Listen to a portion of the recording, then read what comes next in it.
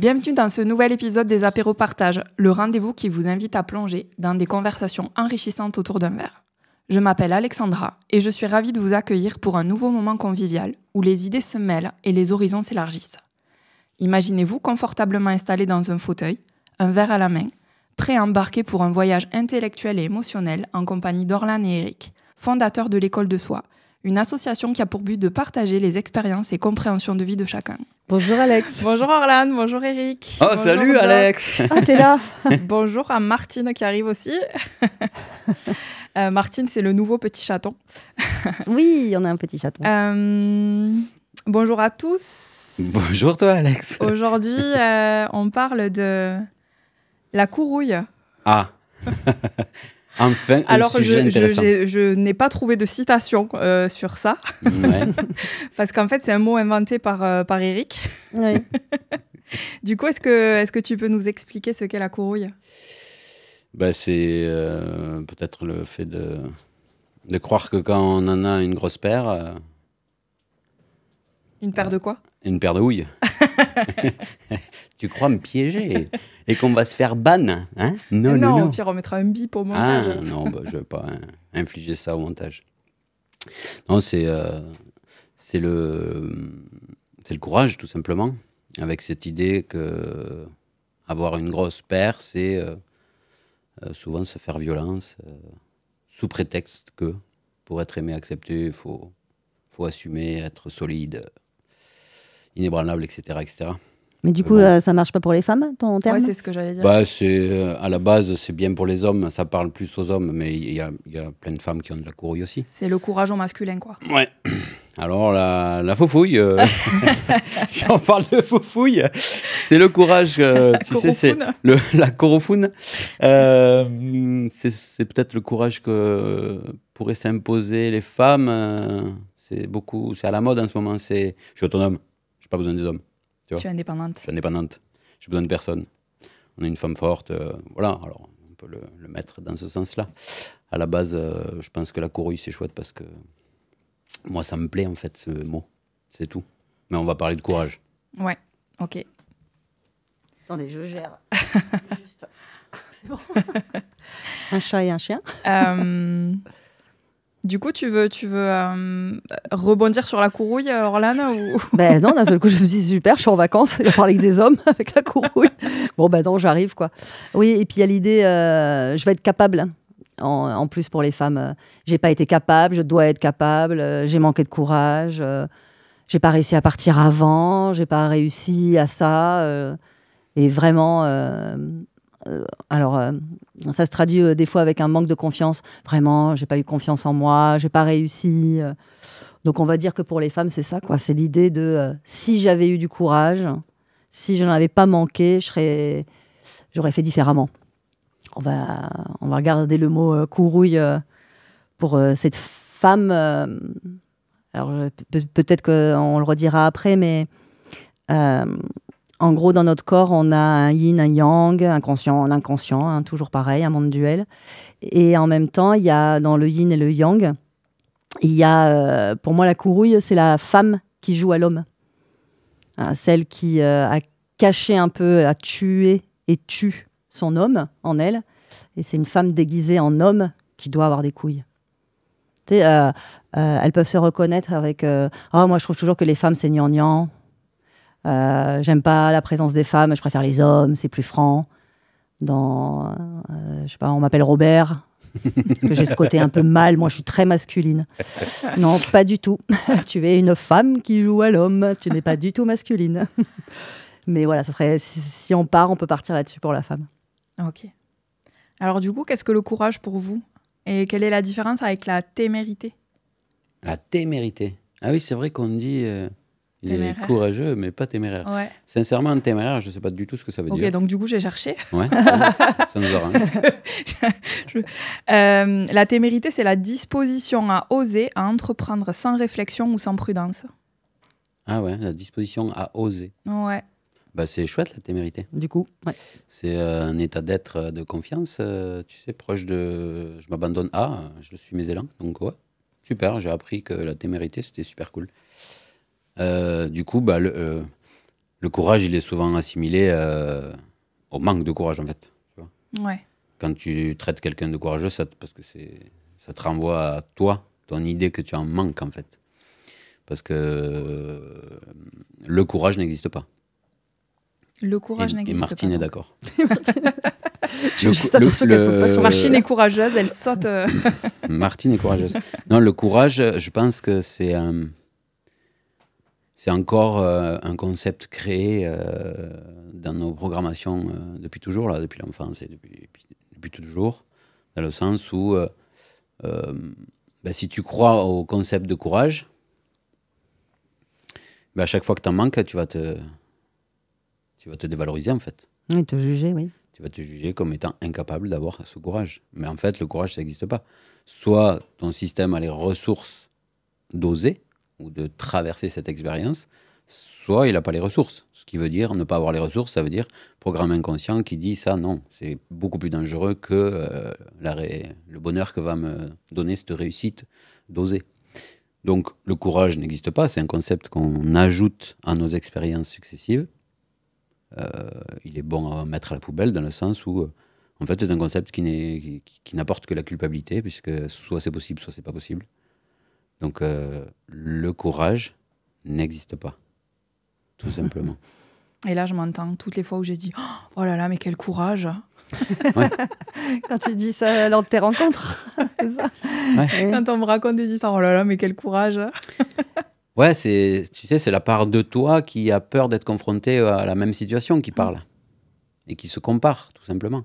Mais pour lui, ça a été possible. C'est pas une question de courage. C'est que pour lui, cette expérience a été possible.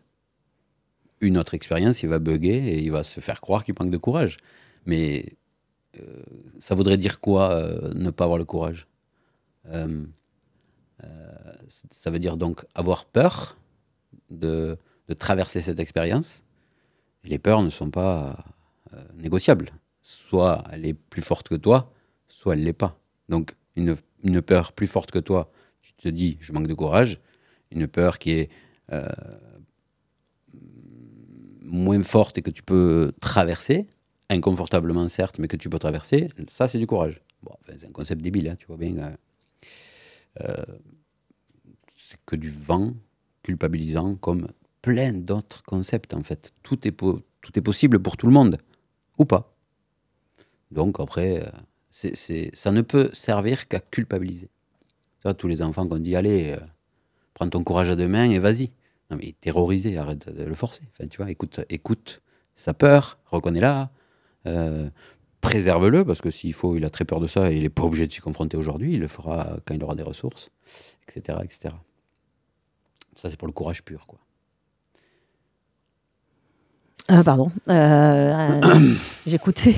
Attends, je fais gaffe parce que la chatte, elle veut trop sauter sur le chien.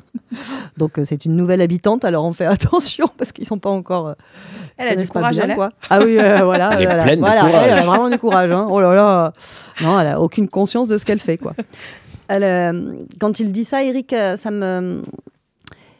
Moi, je suis toujours dans les exemples où on me dit. Elle, voilà, tu vois, il y a une histoire de comparaison. Elle a eu beaucoup de courage parce que elle a réussi à partir avec de quelqu'un de toxique.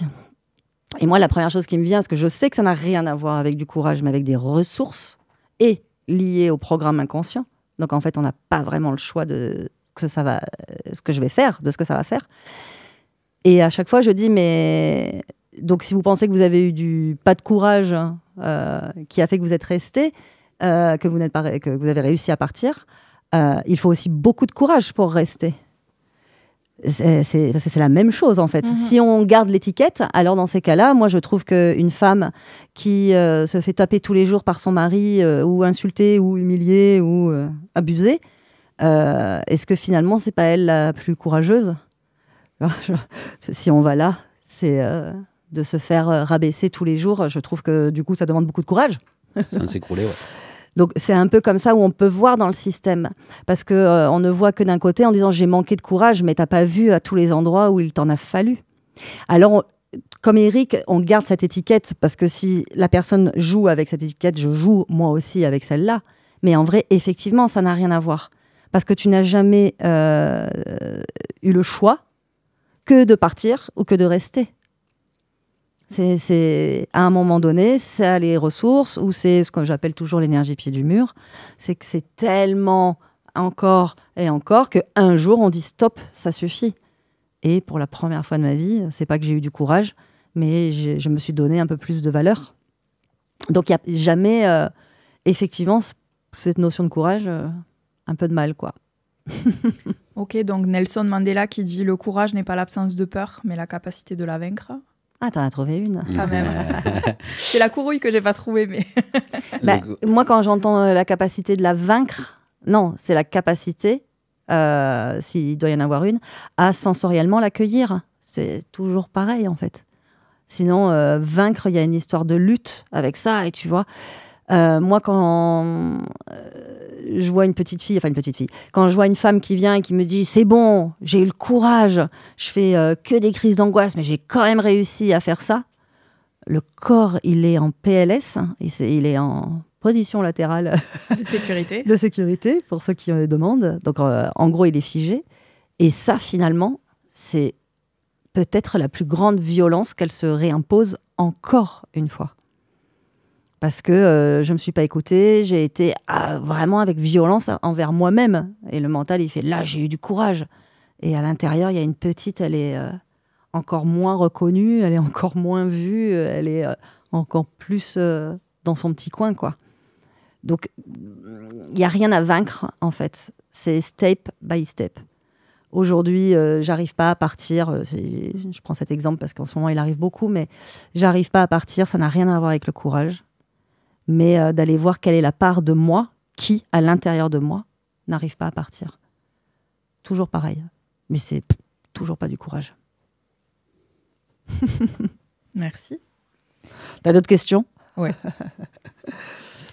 Du coup, la vulnérabilité est souvent perçue comme une faiblesse. Mm-hmm.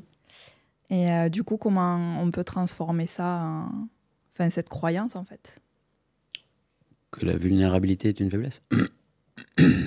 Très souvent, souvent, pour les hommes en tout cas que moi je reçois en séance, il y a cette notion de non mais si je pleure...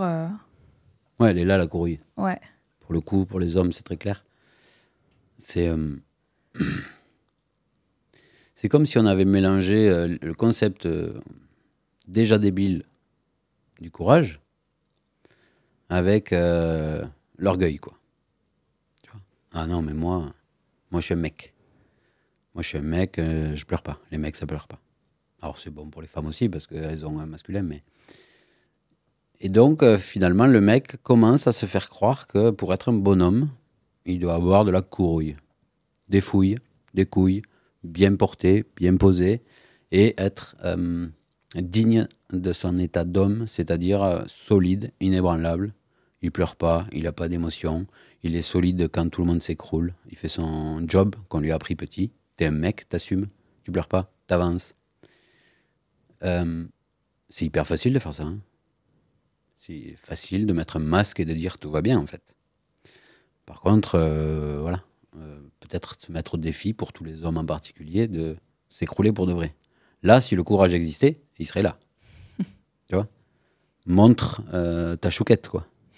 Montre ton petit garçon, écroule-toi, arrête de faire le fier, arrête de faire le beau, arrête de faire celui qui n'a pas d'émotion, où tout va bien. Parce que, en fait, ça leurre personne. Tout le monde sait que les hommes ont des émotions. Juste, ils ont une cocotte minute bien plus blindée que celle des nanas. C'est tout.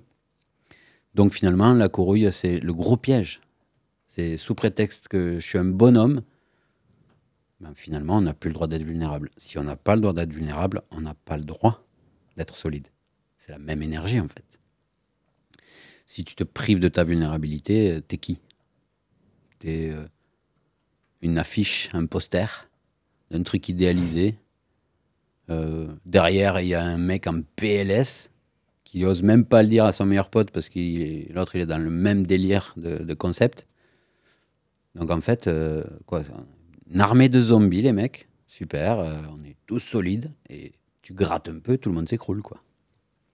Je l'ai vécu 1000 fois en séance. 1000 fois en stage. Donc, pour en revenir à ta demande sur la vulnérabilité, c'est finalement la vulnérabilité, c'est la seule porte de sortie vers la liberté, vers se laisser être qui on est. Si tu n'es pas capable d'être vulnérable, t'es en survie, t'es un zombie, t'es dans une illusion construite par le mental en fait. Puisque de toute façon, tout le monde est vulnérable, tout le monde est puissant, tout le monde est solide, mais il y a des moments où tu es vulnérable, il y a des moments où tu es en place, mais personne est en place tout le temps, à tout moment, depuis qu'il est petit jusqu'à sa mort. C'est impossible, ça n'existe pas. Donc la seule porte de sortie, c'est accepter sa vulnérabilité. Donc déposer ses couilles, la courouille au vestiaire. Bah, oui, et du coup... Ou ses fouilles. C'est fou une fouille. Et du coup, pour la femme qui confond la vulnérabilité et la faiblesse, nous, on a un peu une autre histoire, une autre histoire en tant que femme, mais on peut être un objet sexuel pour l'autre, on peut profiter du fait qu'on n'ait pas la force physique. Donc, à plein d'endroits, je ne vais pas oser montrer ma vulnérabilité parce qu'un jour, j'ai étiqueté ça comme de la faiblesse. J'ai été faible devant un homme, j'ai été faible devant une femme, mais bon, généralement, c'est devant un homme, on va dire ça. J'ai été faible devant mon père, devant un conjoint, devant un mec. Et du coup, on va garder cette empreinte de plus jamais je serai faible. Parce que je l'ai étiqueté comme ça, en fait. C'est là où je rejoins ta question qui fait qu'on peut confondre en tant que femme. En gros, on va avoir une structure qui dit que plus jamais je serai une victime. Donc du coup, l'homme, j'ai pas besoin de lui. Hein. Je vais aller travailler, je vais être autonome, indépendante, je vais ranger ma maison. Je me plains un peu de la charge mentale parce que j'aimerais bien qu'il m'aide un peu. Et en même temps, je vais faire tout ça et je vais le moment où je ne pourrai jamais m'effondrer pour de vrai dans ses bras. Parce que m'effondrer dans les bras, c'est montrer pour une part de moi ce qu'elle a étiqueté comme de la faiblesse. Donc il pourrait réabuser de cette faiblesse. Et pour celles qui se reconnaissent là-dedans, c'est j'ai vraiment envie que mon homme me protège. Ça, on l'entend souvent. J'ai vraiment envie que mon homme prenne soin de moi. J'ai vraiment envie qu'il m'amène de la tendresse. Mais en fait, quand il t'amène de la tendresse, tu te barres, quoi. Parce que quand même, t'en as pas besoin. Donc, il y a un peu tout ça qui est mélangé avec l'idée de je dois rester solide parce que si on ne connecte pas avec sa vulnérabilité, on ne connecte pas avec sa puissance. Et on a confondu la faiblesse avec le pouvoir. C'est un peu... le mental a mis d'autres étiquettes et le corps vit d'autres choses. Si tous les jours, je dis « mais ça, j'y arrive pas, ça, je peux pas », et pour l'instant, j'en suis là et je prends ça en charge pour le moment. Pour l'instant, ça, je sais pas faire. Je te demande de la tendresse, mais quand tu arrives, je n'arrive pas à venir dans tes bras. Ben, je suis très en paix avec le fait que ça fasse ça parce que pour l'instant, je n'y arrive pas. Et il y a rien d'autre à faire que de reconnaître sa peine, de reconnaître qu'on a été une victime. Mais il y a pas à se débarrasser de ça, mais à mettre de la lumière sur qui croit encore qu'elle a été faible. Un vieux programme. Et du coup, vous parlez beaucoup de se reconnecter à sa vulnérabilité, mais ça s'apprend, comment on fait ? Ouais, on fait un stage de 28 jours. On te rabaisse jusqu'à ce que tu craques. Dans le fin fond du la vie, elle te le donne, en fait. Elle te le donne tout le temps, elle t'impose. Hein. Si c'est le dossier du moment, elle va te reconnecter à ça tout le temps, au niveau du travail, avec les amis. Elle va te le faire rejouer, en fait. Et pour moi, c'est comme un petit animal blessé. C'est, j'écoute sensoriellement. Je sais pas, je vais dans une soirée et je sais pas, j'ai peur ou je me sens vulnérable dans mes émotions. Je vais aller, peut-être que je vais y rester, je vais pouvoir y aller 10 minutes. Et puis au bout de 10 minutes, oh non, je sens que c'est vraiment pas confortable, parce que je pourrais vraiment m'effondrer là. Alors je rentre chez moi. Mais il n'y a pas de problème. Il n'y a qu'un problème si j'étiquette que quand même, je manque de courage, je pourrais rester. C'est que ça. Et le prendre soin de soi, le lâcher prise qu'on cherche désespérément, c'est fou. Il est sous nos yeux à chaque instant. Hein. Là, c'est inconfortable. Je prends soin de moi. Je fais ce qui est le plus sécure pour moi. Et non pas, quand même, j'ai des couilles, je reste. C'est ça le lâcher-prise, c'est d'être d'accord avec l'émotion que je vis à chaque endroit. En fait, il n'y a jamais d'erreur pour la vie. Quand je vis une émotion, c'est que je dois la vivre. Mais nous, on rajoute une étiquette. C'est pas normal, avec le travail que j'ai fait. C'est ça qui va pas, en fait. Mais il se vit ce qu'il doit se vivre, tout le temps. Je sais pas si j'ai répondu à la question, je me suis évadée parce que je suis partie dans ma soirée. Je me suis évadé. Je suis partie dans la soirée. C'est un an en prison aussi. J'ai attaché des draps, j'ai réussi à partir.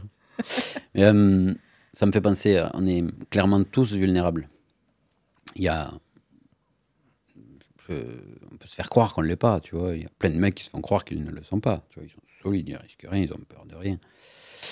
Mais si, forcément. Il y a toujours une part de nous, ne serait-ce que face à l'inconnu, qui est complètement démuni. Il y a une super étude qui a été faite et qui est révélatrice de ça. C'est 95 ou 97%, je crois, des gens, quand ils s'approchent quand ils sont devant la mort, en fait, se mettent à prier. Tu vois, c'est bien l'expression d'une vulnérabilité folle. C'est ok, j'arrête de faire le malin, tu vois, je m'en remets à plus grand. Et je pense que les 5% qui ne font pas ça, c'est qu'ils sont déjà établis dans une forme de spiritualité, de prise de conscience qu'ils sont la conscience, etc., etc. Mais tout le monde est vulnérable. On fait tous les malins. On fait croire qu'on gère, quoi. On fait croire qu'on contrôle, on se fait croire plein de choses. Et on est juste en train de fuir en permanence ce qui nous fait peur. Par le contrôle. Erreur fatale, c'est pire que tout, mais c'est comme ça. On a été programmé à faire ça. Donc, on est tous des petits kikis, vraiment. On ne fait pas les malins dès qu'il y a quelque chose de grave qui arrive devant nous, là, qui nous fait flipper. Le régisseur qui réagit. Et c'est comme ça. Personne n'est courageux, en fait. Tu le mets devant la mort, voilà, tout le monde tremble, tout le monde prie, tout le monde s'en remet à autre chose parce que, voilà, il arrête de se faire croire qu'il contrôle quoi que ce soit, en fait. Et c'est le pendant, en fait, de cette histoire de Courrouille où on base tous, en tout cas beaucoup les hommes basent leur vie sur cette forme de concept de courage là, parce que y a une telle injonction à ne pas perdre la face qu'ils sont complètement emprisonnés là-dedans. Donc le courage serait de perdre la face, quoi. Et si la vie demande ça, quoi. Si le courage existait, effectivement, oui. Ça serait d'exprimer sa petite chouquette intérieure qu'on a tous, même nous les hommes. Même les combattants de MMA, même les rugbyman, même les plus solides. À l'intérieur, il y a forcément un petit garçon, une petite fille qui sait pas tout et qui est démuni devant l'inconnu, quoi, tout simplement. Voilà. En fait, quand je dis que c'est simple, je comprends que pour le mental, c'est parce que je répète qu'on a cherché 30 ans, hein, donc on a su qu'on s'est fait choper par l'ego, hein, qui disait que c'était pas simple. Mais il est là, en fait, le véritable courage. C'est d'être vulnérable, faible, mettez l'étiquette que vous voulez dessus. C'est de dire, aujourd'hui, je vis une émotion et c'est comme ça. Parce qu'en fait, pendant que je parle, je me disais, mais c'est quand, moi, la dernière fois où j'ai pas voulu lâcher? Et en fait, ce qui me vient, c'était il y a quelques années, quand on était au dojo. Et il y avait un mec qui venait tout le temps me dire, tous les lundis, parce qu'il voulait un créneau horaire. Enfin bref, il me dit, je veux ce créneau. J'ai dit, non, c'est pas possible. Et je me justifiais pendant une demi-heure, tu vois. Et Eric, il dit, mais attends, j'y vais, je vais aller lui dire. Non, j'ai travaillé sur moi, je dois réussir à le dire. Et en fait, arrivé le lundi matin, parce que évidemment, par amour pour moi, cet homme ne lâchait rien. Et j'avais la boule au ventre le dimanche soir parce que je savais que j'allais le croiser le lundi et qu'il y a une part de moi qui ne savait pas dire non parce qu'elle voulait satisfaire tout le monde, enfin voilà, qu'importe. Et à l'usure, ça m'a eu, en fait. Au bout de 3 mois où tous les lundis, mais quand même, Orlane, on ne peut pas à 17h, quand même, Orlane. Au bout d'un moment, ma vulnérabilité, j'ai été voir Eric et j'ai dit, vas-y, fais-le, toi, va le voir, toi. Et Eric est allé, il a dit, non, c'est pas possible. Il fait, d'accord. Et ça a été fini. Et je me suis dit, putain, 3 mois, 3 mois à essayer, quel travail, qu'est-ce que j'ai pas encore fait, qu'est-ce que j'ai pas encore vu, tu vois, d'aller chercher, qui était juste le choix de l'évidence, qui était de connecter à ma vulnérabilité. Non, ça, je sais pas faire, en fait. aujourd'hui, dans l'instant, il y a une part de moi qui ne sait pas encore dire non. Mais tu vois, en vrai, il y avait zéro problème avec ça. Et c'est d'ailleurs grâce à cette expérience-là que j'ai pu le voir. Mais 3 mois de souffrance, quoi. Vraiment, 3 mois d'analyse, quoi, pour ce type qui me demandait ce créneau, tu vois. C'est fou. Alors que pour l'instant, je ne sais pas faire, prends le relais. Et c'est comme avec tes parts blessées. Si aujourd'hui, tu ne sais pas faire, tu arrives avec tes copains, tiens, aujourd'hui, ça, je ne sais pas faire. Aujourd'hui, je suis une vraie merde émotionnellement et ça, j'y arrive pas. Il n'y a toujours pas de problème. En tout cas, il y a moins de lutte.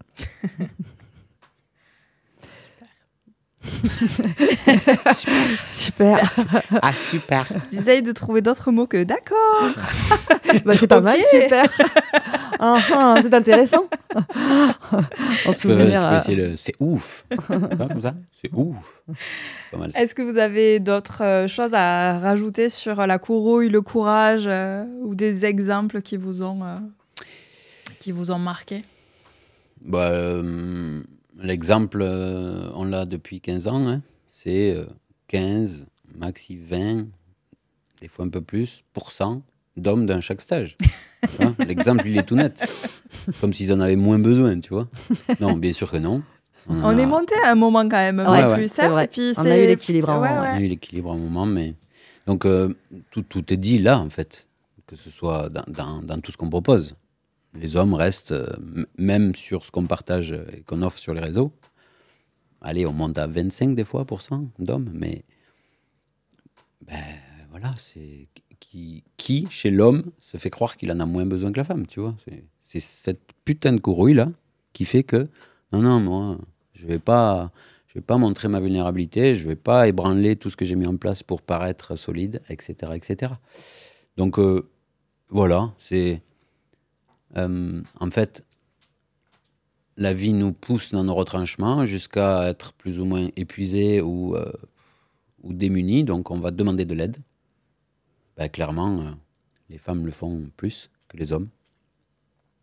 Et à mon sens, c'est ce fameux courage et cet orgueil qui maintiennent finalement les hommes dans leur galère, dans leur incapacité à demander de l'aide.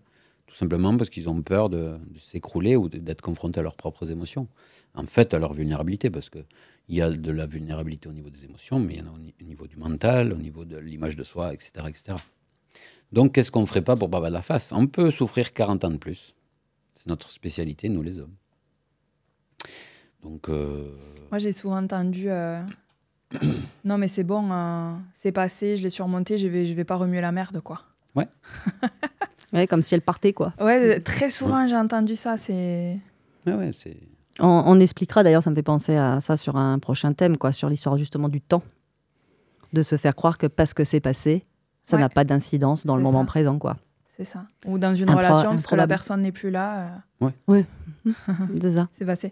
On voit bien au quotidien encore, là, aujourd'hui, tout ce qui nous fait réagir vient d'une expérience de notre enfance. Après, voilà.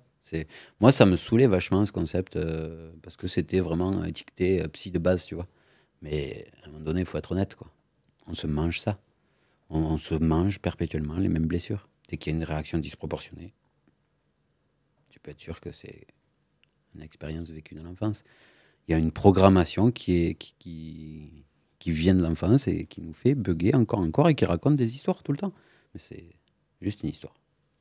Parce qu'aujourd'hui, tout ça, ça n'existe plus. Mais pour notre système, il le remet au goût du jour, sans cesse. Juste parce qu'on croit qu'on est ce personnage qui est imparfait, alors qu'on est parfait.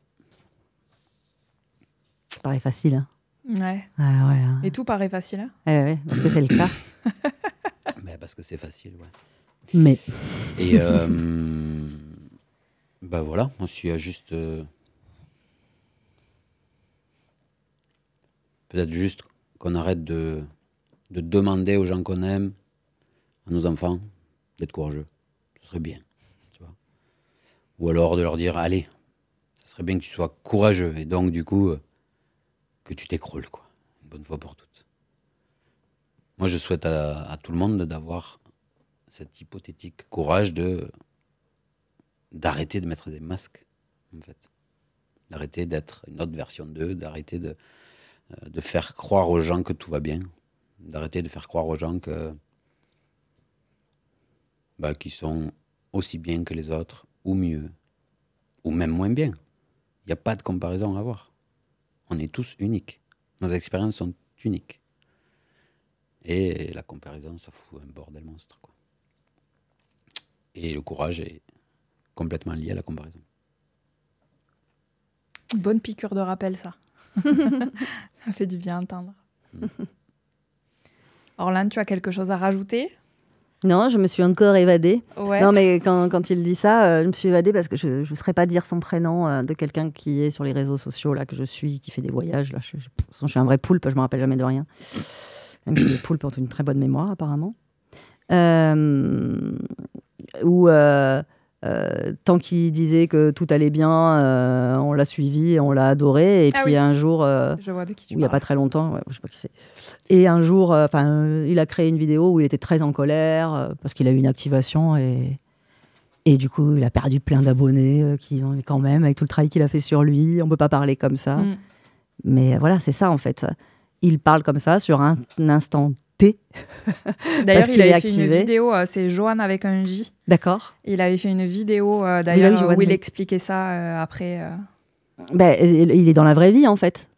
C'est pas parce que on comprend qu'on a tous les concepts que on n'a plus d'activation. Si on n'a plus d'activation, on parle aux arbres et on est éveillé. Donc on vit notre humanité qui est que par moments c'est pas confortable, mais ça n'a rien à voir avec le fait de faire autre chose que ce qui se passe en fait. Donc aujourd'hui je suis en colère, on verra demain. Tu vois, il n'y a pas de temps. Là pour l'instant oui, et du coup il a eu bien raison parce que pour le coup je pense que ceux qui vont continuer vraiment de le suivre, c'est ceux qui sont du coup les plus éveillés et qui vont s'autoriser la même chose que lui, quoi. Donc juste génial, quoi. Trop fort. C'est ça la vie. Merci Johan. C'est Johan, c'est ça, oui. Super, merci pour ce partage. T'as dit super. J'ai dit super. T'as pas un autre mot, Alex, quand même. Michto, c'est bien. Quoi, Koubé? Michto, c'est Michto. Moi, j'ai toujours pas compris ça. Hein, quoi, Koubé, là. Ça sert à rien à comprendre. Un siècle de retard. Ok. Merci à tous les quatre. Quoi, Koubé? Alex. Pourquoi? C'est le jeu où on se tape dans l'épaule.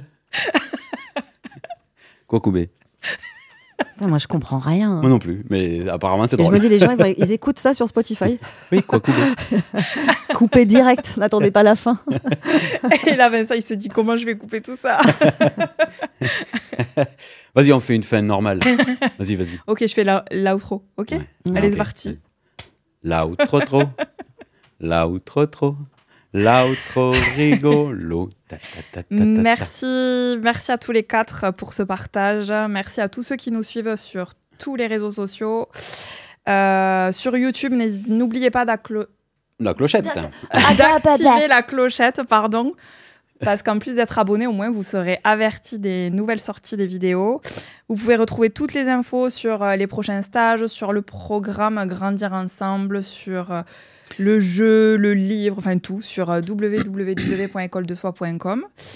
Merci à tous et à très bientôt pour un nouvel épisode. À très bientôt. Merci Alex pour cet outro.